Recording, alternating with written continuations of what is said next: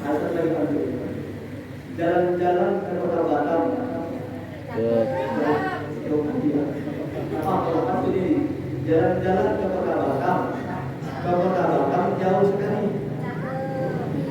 Ibu siapa yang tak jauh salam? Saya doakan suaminya kawin lagi.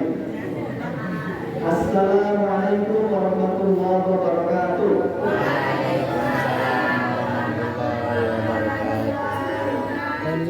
Dengan kita semangat dengan doa. Memang mereka ini nggak rela karena kita. Alhamdulillah, alhamdulillahilladzi hadana wa kunna linahtadiya laula an hadana. Asyhadu an la ilaha illallah wahdahu la syarika lah wa asyhadu anna Muhammadar Rasulullah alladzi la nabiyya ba'dah. Allahumma shalli wa sallim ala sayyidina Muhammad sayyidil abdillah wa ala alihi wa ashabihi ajma'in. Pertama sekali yang sangat saya muliakan Bapak Imam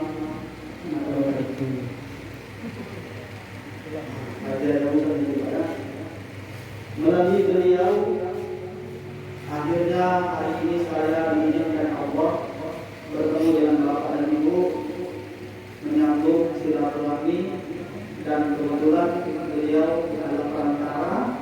Hari ini alhamdulillah saya dapat berjumpa dengan Bapak Ibu semua. Yang sangat saya hormati Bapak, ada Pak Datuk di sini Pak. Oh ada Pak ada. Masya Allah, Pak Datuk. Masya Allah. Saya pada Pak Datuk jelas saya ini. Jelas Pak Datuk. Canda Pak, canda Pak. Yang sangat saya hormati ibu-ibu, bapak-bapak semua yang sangat dimuliakan oleh Allah Subhanahu wa taala, mudah-mudahan semua dimuliakan oleh Allah Subhanahu wa taala, dimudahkan segala urusannya, disehatkan selalu badannya, dan dimurahkan selalu rezekinya. Amin amin ya rabbal alamin. Pertama sekali, marilah kita bersyukur kepada Allah Subhanahu wa taala karena Allah Subhanahu wa taala masih memberikan kita nikmat, karunia, hidayah, taufik dan inayahnya, sehingga dari sinilah kita memahami bersama, kita masih dapat melangkahkan kaki, menginjakkan tangan dari rumah masing-masing menuju masjid yang kita cintai ini. Itu semua karena nikmat Allah Subhanahu wa taala. Alhamdulillah. Allah Subhanahu wa taala telah menciptakan 17 langit tanpa tiang yang makmur dan 17 bumi tanpa lentungan yang subur. Allah Subhanahu wa taala telah menciptakan wanita cantik tanpa kumis. Ada tulisan tidak ada?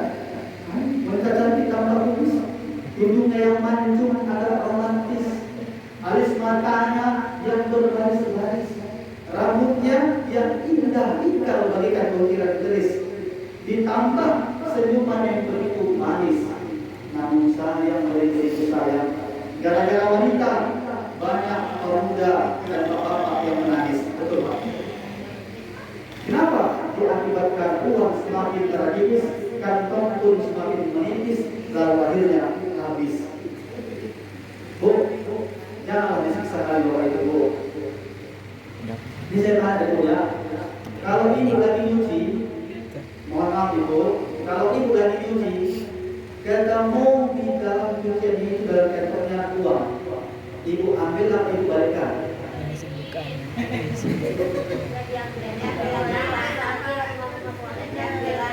Ibu ngomong sama suami itu. Masya Allah, luar biasa. Di tempat lain ada yang ngomong, karena dia berpahaman duit suami, duit istri, duit istri bukan duit suami. Kan gitu. Jadi gimana turunnya? Duit istri adalah duit yang dikasih suami. Kalau suami nggak ngasih, nggak itu dia ambil, berdosa di bapak ibu, berdosa di bapak. Jangan nanti sampai suami ngomong, nanti tersisanya di rumah yang ada, diambil oleh ibu, didatangkannya ke dukun. Pak, ada Pak, ya Pak, kami mau mengobati apa? Asidah dan di rumah. Berapa yang bilang? Ada Pak, di Polda di dalam kantong dan cepet. Betul, iya. Mau berobat, kata dukunnya diambil, dukunnya bukan orang Islam, bacaannya yang dibaca ayat Allah, diambilnya bukti dibacanya. Nampak? Nampaknya yang ambil terlalu jauh ini. Miskinnya di samping itu dari mana aja? Oh, Tuhan darinya, aku kena ya. Jadi siapa Pak? Ciri-cirinya ini mukanya agak lebar, hidungnya agak pesek sedikit, badannya Pak, badannya agak gemuk sedikit, agak. Sudah di bawah berapa kaki? Ibu derajatmu 3 tingkat, ya kan? 3 tingkat. Kenapa 3 tingkat? 3 hal yang tak bisa dilakukan oleh kami laki-laki, kami sebagai bapak-bapak, kami itu bisa melakukan 3 hal itu. Apa itu? 3M.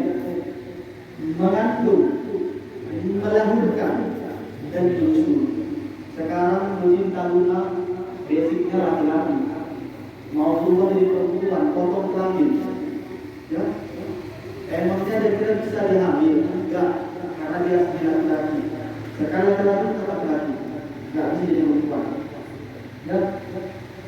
Ibu 3 tingkat, derajatnya diganti kami laki-laki. Kenapa? Kau mengandung, melahirkan. Sakit tidak itu mengandung, Bu? Sakit tidak itu mengandung? Adik-adik, biar kau tahu dulu ya bagaimana sakitnya perempuan itu ya. Dengar Bu, dengar. Biar kau tahu dulu bagaimana sakitnya mak kau ketika melahirkan. Itu kalau mengandung itu ibaratkan ditaruh buah kilo, buah kelapa. Coba, ini bisa dipraktikkan. Makanya kalau ada yang melawan sama maknya, awas saja lah. Nah, ada yang melawan sama mak ini. Coba bayangkan ditaruh buah kelapa, buah kelapa, dan contohnya buah kelapa ikan, mana-mana bawa. Sakit kan? Mau berdiri salah, mau duduk salah. Kalau capek kita bisa dilepas ikannya. Ini kamu anaknya nggak mungkin dilepas. Belum lagi cerita melahirkan, sakit itu, sakit.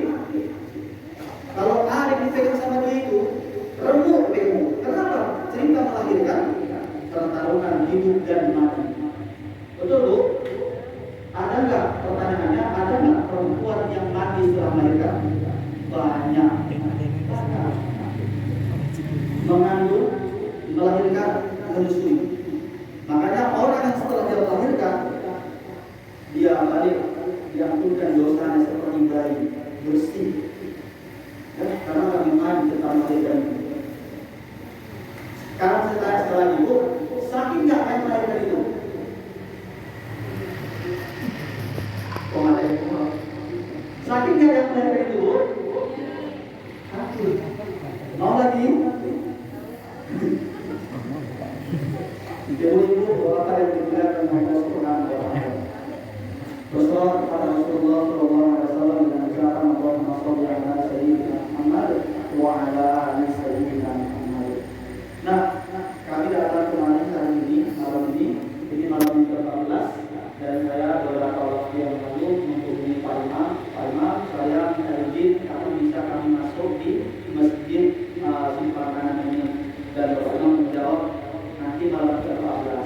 Rupanya tadi sore ketika saya ada kegiatan di Warkop Pandawa, ada samping cafe, kebetulan di sana ada komunitas bagus namanya komunitas Kombet. Apa itu Kombet? Komunitas Mari Berbagi. Mereka mengumpulkan anak yatim piatu 40 dikumpulkan dari satu. Ya, dikumpulkan uang koin mereka yang ada, dan kemudian mereka santunya anak yatim. Kegiatan luar biasa. Saya terkadang sekali seperti ini biar apa? Biar ada kita buat juga. Nggak pun harus gabung dengan komunitas. Di sini berapa orang yang anak yatim yang pantas, yang kemudian kita bisa kumpul duit untuk kita lepas, kita balik pada mereka yang lebih membutuhkan, sehingga uang kita bisa bernilai lebih berkualitas. Nah, itu dia. Kenapa? Ada uang yang tidak dibawa maju. Bu, gelang yang ibu punya, cincin yang ibu punya, maaf, mungkin di tempat lain saya perhatikan seperti itu. Kalau mereka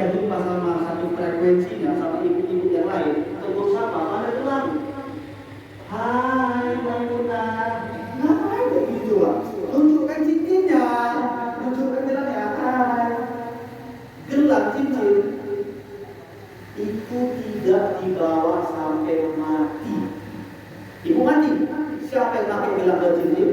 Suami. Itu apa? Kawin lagi. Dengar itu. Dengar itu. Bapak, mohon izin Pak. Duit yang di ATM itu Pak. Duit yang di ATM itu Pak.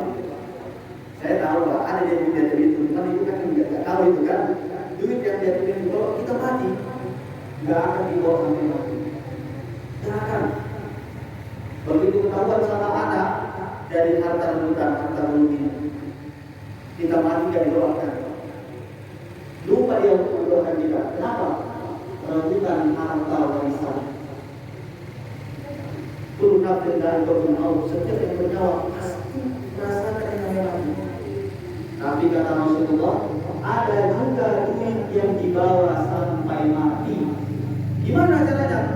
Ketika duit itu disedekah jariah.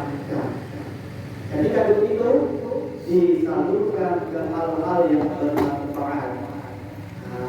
Masya Allah, berapa kali saya mengucapkan dulu tak seperti ini bagusnya masjid, tapi alhamdulillah sekarang tambah bagus, tambah karena sedekah dari bapak ibu semua yang luar biasa pastinya kan.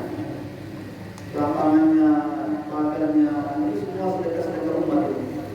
Inilah yang dibawa sampai mati. Contoh kecil kipasan ini. Siapa yang beli? Nggak tahu ya. Pokoknya ada orang yang beli.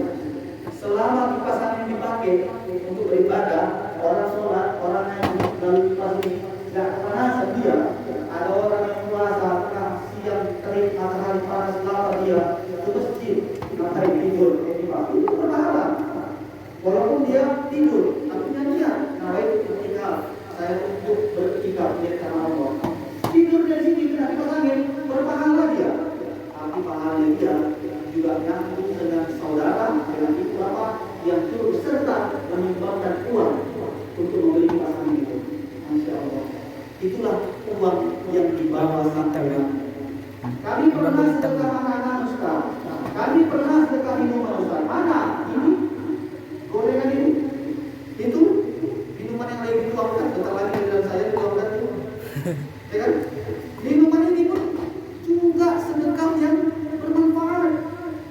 Mohon maaf ibu bapak, saya minum bentar lagi. Ya kan? Saya minum bentar lagi dengan bacaan Bismillahirrahmanirrahim. Kata dulu. Bismillahirrahmanirrahim. Ya kan? Memang harus betul.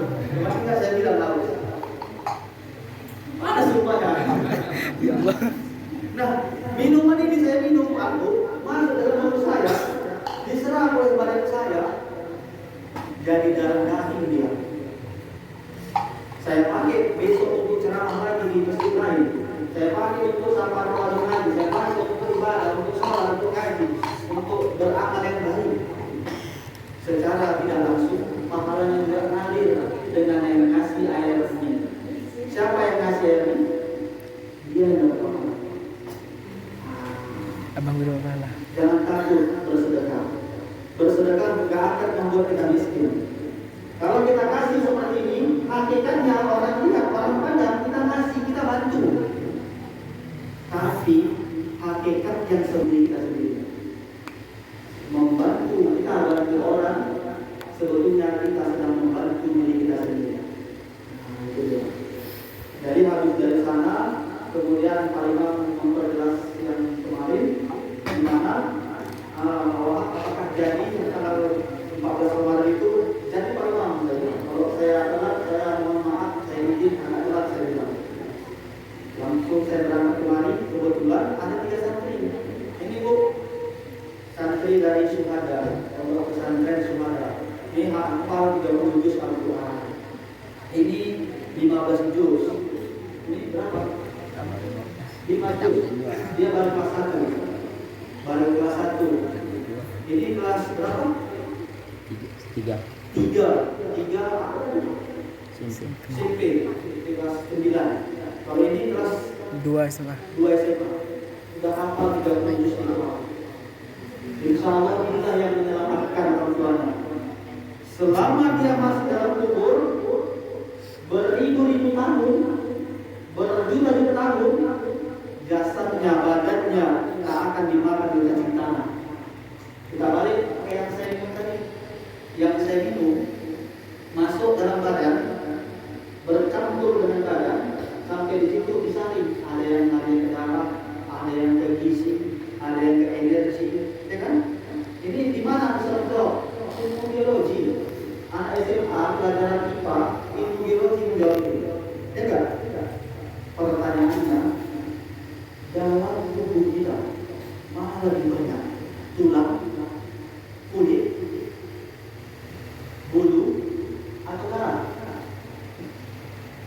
dilarang.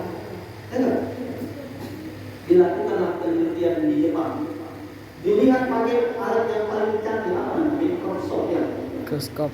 Itu maksudnya. Dilihat, dibandingkan ada dua air, satu air zam-zam, satu air biasa. Dilihat sama mereka, gara-gara mereka itu masuk Islam tuh. Dilihat, satu air ini, partikel molekul yang terkecil itu berbentuk indah seperti kristal, cantik luar biasa.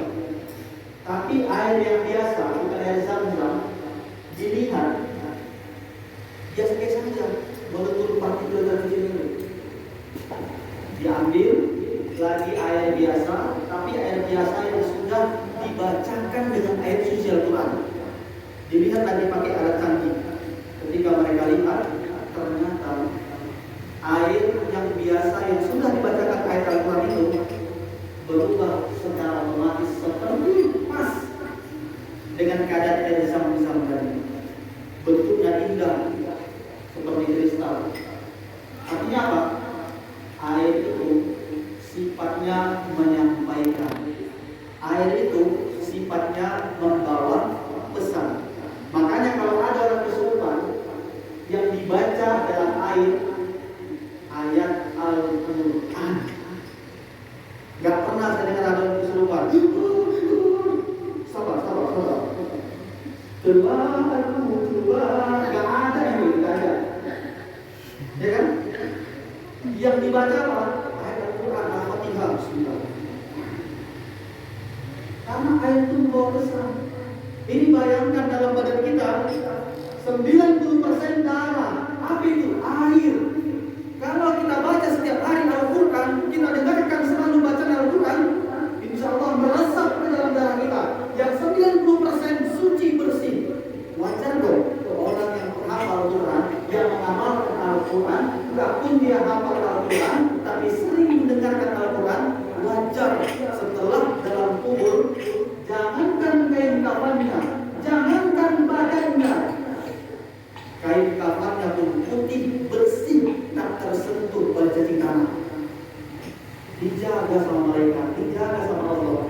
Orang yang sering mendengarkan bantuan dari suci Al-Quran. Nah, nggak ada salahnya. Di sini kita biasakan untuk mengaji. Kenapa? Tadi dibaca oleh pilihan kita. Syahrul Ramadan alladzi unzila fihi al-Qur'an hudan linnas wa bayyinatin minal huda wal furqan. Surah Al-Baqarah ayat 185. Artinya bulan suci Ramadan tempat diturunkannya kitab suci Al-Quran. Ya, sekarang ini kita akan melaksanakan Nuzul Quran, peringatan turunnya Al-Quran. Jadi di bulan inilah kalau kita baca Al-Quran, Allah lipat gandakan pahalanya. Yang biasa Al-Quran katakan alif lam mim, alif lam mim bukan satu huruf, tapi alif satu, lam satu, dan mim satu. Ketika di bulan suci Ramadan, kita baca dengan penuh penghayatan, kita baca dengan penuh keikhlasan, kita baca dengan ilmu tajwid. Insya Allah Allah yang akan bisa 2, 3, bahkan berkali-kali lipat, tergantung bagaimana cara dia menghayati. Bu, pernah ibu ngaji sambil nangis? Adik-adik pernah sambil ngaji nangis kan? Kenapa? Kakinya diinjek. Lupa dari injek kakinya. Nangis kan? Tapi maksud saya begitu. Coba ngaji, baca Al-Quran sambil dihayati betul-betul. Ya, memasuki ayat tentang siksaan neraka. Wa na'udzubika minan nar. Teringat neraka, api dunia itu panas, nggak sanggup terang kita dibakar, apalagi api akhirat. Penghayatan itu kalau berhasil dihayati, kita pahala yang tidak mendatang Allah. Baik, kita tarik kesimpulan. Dan saya mohon maaf tadi sebelum saya simpulkan, karena kita nggak lama-lama saya pernah ada kegiatan juga.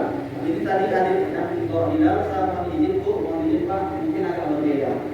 Inilah Indonesia, di Bineka Tunggal Ika.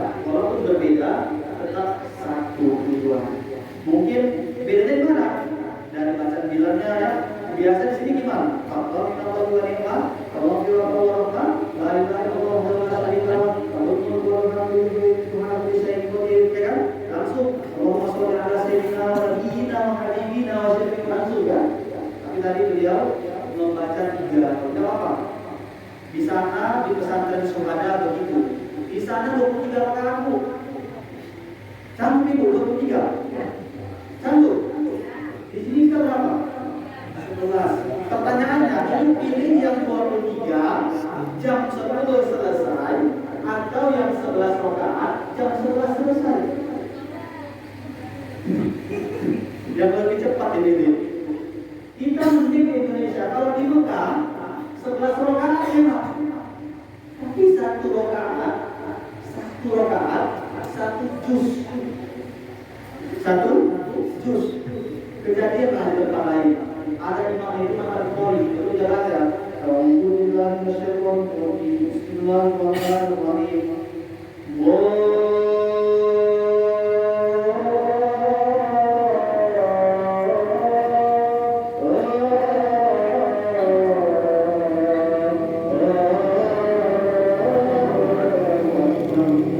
Takbirnya disembunyi. Di belakang itu udah. Kemana imamnya ini? Masuk aja. Bismillahirrahmanirrahim.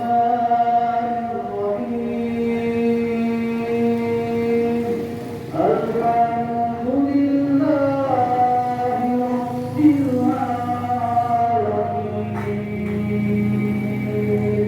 Ibu belakang namanya.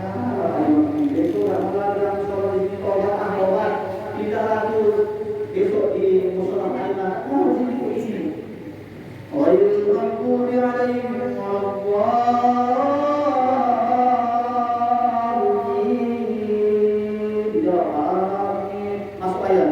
Bismillahirrahmanirrahim. Yasin. Jangan muncul aku dari ulang. Gak boleh aku kabar pindah-pindah. Kalau aku sampai sini, besok pindah aku ke musola lain. Besok pindah. Sampai ke musola lain. Rupanya begitu dengar imamnya itu yang tadi di situ tinggal dua di sana. Berusaha. Dengar dia ini lagi. Imam itu dengar dia mau marah-marah sama dia. Apa katanya? Awas kan, ibu mau cepat ya. Hari itu baca ibu cepat. Al-Fatihah 1 nafas dulu.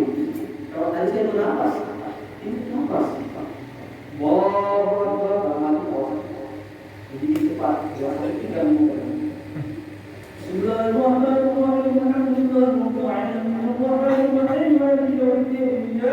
Ada di belakang, ada kecil. Gaspol, gaspol. Ada kecil. Ghairil maghdubi alaihim waladdallin.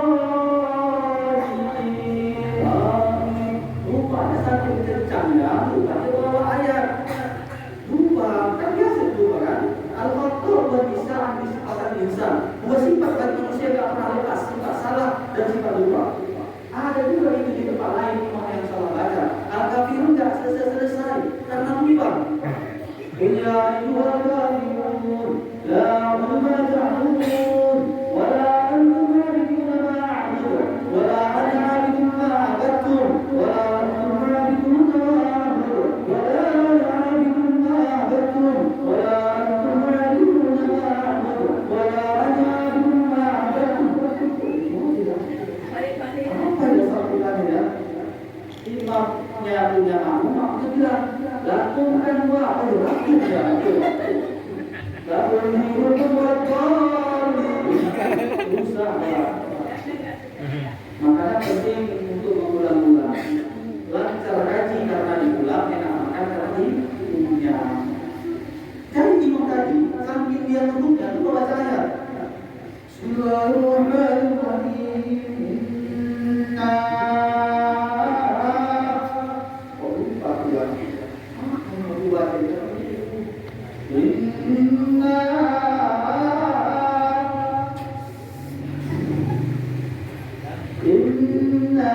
Disambung sama pesantren. Inna lillahi wa inna ilaihi raji'un. Rusak sholat. Ya, mau sholatnya jam 11, mau jam 23, yang penting kita saling menerima. Bukan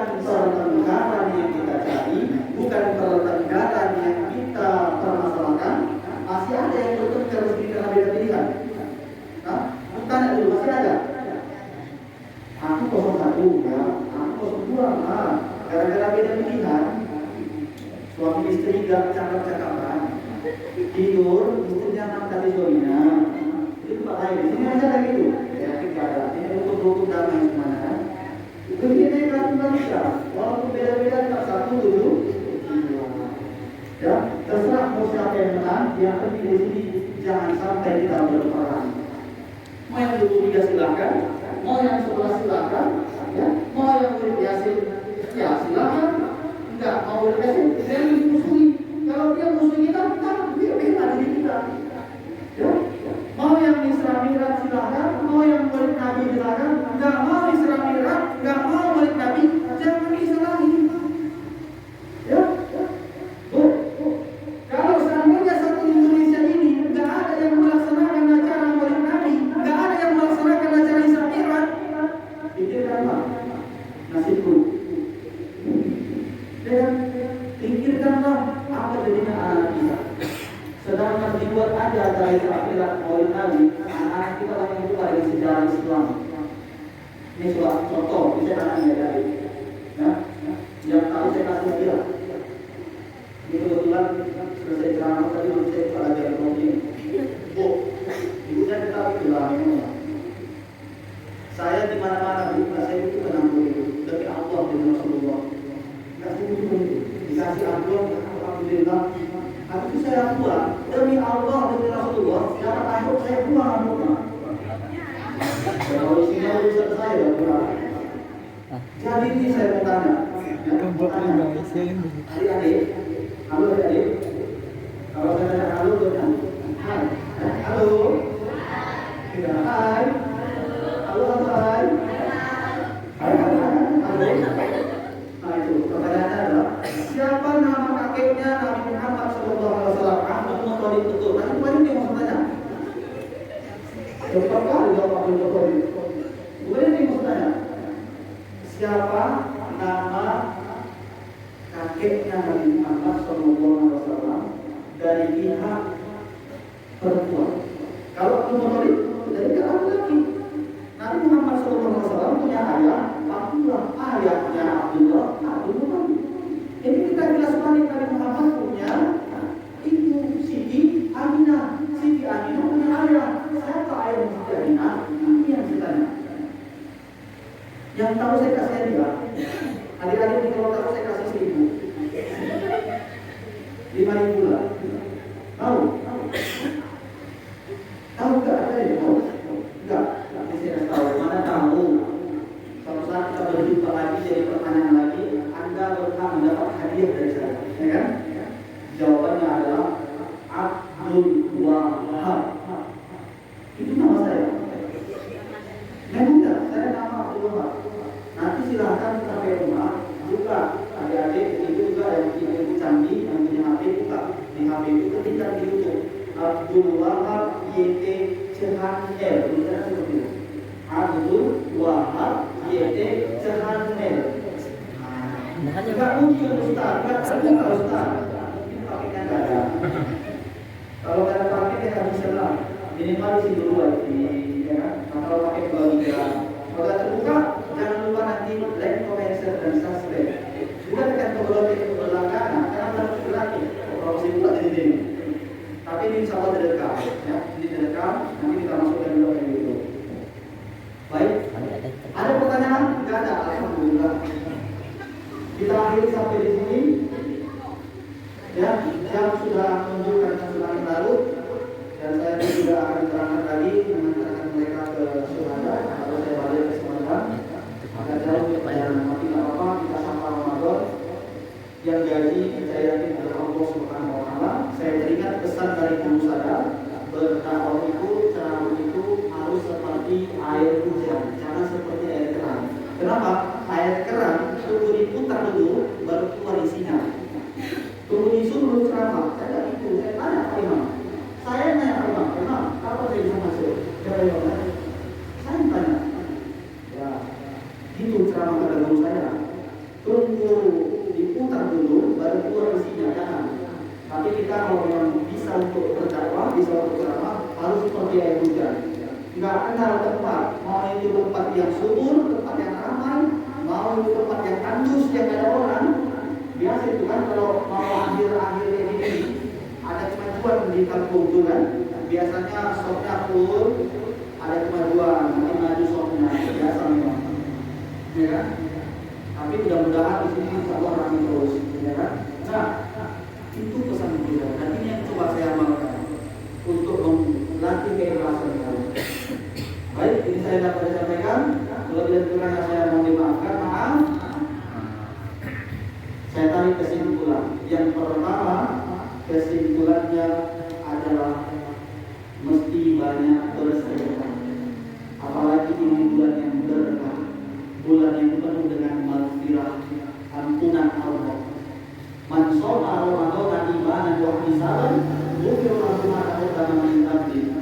Barang siapa yang melaksanakan puasa, bahkan dalam hadis lain man shoma Ramadan, siapa yang melaksanakan sholat tarawih, pagi puasa, malam tarawih, imanan wa ihtisaban, dengan keimanan dan keyakinan, ghufira lahu ma taqaddama min dhanbi, maka akan diampunikan dosa-dosanya yang telah berlalu. Kita tak tahu pasti, tak tahu kita kapan kita akan menghadapi dosa yang begitu banyak. Kalau kita cerita manusia adalah dosa mustahil, tapi manakala ini adalah Ramadan terakhir kita. Tahun depan belum tentu kita bisa bertemu dari Ramadan seperti ini. Mana tahu ini Ramadan terakhir kita. Kita ingin diampunkan Allah segala dosa. Untuk itu kita ini kesempatan momen emas, momen terbaik. Karena Allah berfirman, "Kullu nafsin dha'iqatul maut", setiap yang bernyawa pasti akan merasakan mati. Namun mati tidak tahu kapan pasti. Untuk itu ada hadis berikutnya yang ini juga saya taruh dalam inti pembahasan kami sholihin laisa lahu min siyamu illa al-ummah. Berapa banyak yang berpuasa kata Rasulullah di bulan suci Ramadan, tetapi tidak mendapatkan apa-apa kecuali hanya dapat rasa lapar dan haus saja. Tentu ini yang tidak sangat kita inginkan. Kita berharap pada Allah, kita diampunkan Allah, amal ibadah kita diterima, puasa kita diterima, mengaji kita diterima, salat kita diterima, sehingga kita layak mendapatkan ampunan dan keridhaan Allah. Surga Allah tidak berikan itu hanya sholat. Bukan sholat kita yang dapat membuat kita masuk surga. Kalau sholat kita tiap hari, itu harapannya surga terlalu kecil, terlalu hina kita. Surga Allah yang begitu luas tak mampu kita beli hanya dengan sholat. Tapi Allah akan masukkan hambanya ke surga bukan karena sholatnya. Allah akan masukkan hambanya ke surga walaupun dia pernah berbuat dosa, walaupun dia pernah meninggalkan sholat, walaupun pernah dia bermaksiat, tapi Allah akan masukkan hambanya ke surga karena Allah ridho, karena Allah senang. Untuk menggapai ridho Allah, usaha kita perbanyak istighfar, perbanyak bersedekah, membantu sesama, perbanyak bersolawat, mudah-mudahan berkah. Ini saya akan sampaikan. Tadi saya juga akan pantun, itulah saya juga akan pantun. Burung kirias, burung cendrawasih. Cukup sekian dan terima kasih. Kacang artis, kacang garuda. Ceramah habis, salam buntil. Buntil anak naik sepeda. Pulang kerjaan, tapi karena pantun tidak apa. Buntil anak naik sepeda. Naik sepeda, jatuh di situ. Gadis-gadis jangan lama dan saya balapkan sedikit. Apa itu bahasa Indonesia? Bro, ini dulu. Jumlah itu kedua hidayah, wal hidayah, ila liqa'in. Assalamualaikum warahmatullahi wabarakatuh.